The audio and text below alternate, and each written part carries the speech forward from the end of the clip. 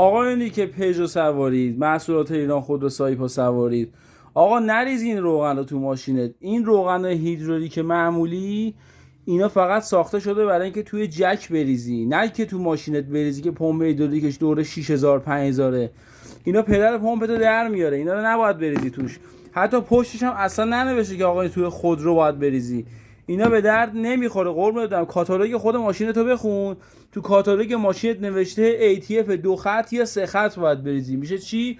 میشه این روغن که اینجا زده ATF 3 تا خط. اینا رو باید بریزی. اینا رو نریز پمپ هیدرولیکی تو جعبه فرمونت به سابیدن میفته و سایش میکنه و گشاد میکنه، پر پریسه میشه روغنت. بعد مجبور میشی هی بری پمپ تعمیر بکنی. پدر مردم این روغن در آوردن. آقا نریز این رو توش. ATF 3 خط بریز، فوقش 20,000 تومان گرونتره. نکن آقا این کار رو. بفرست برای رفیقات، ذخیرهش کن، لازمت میشه.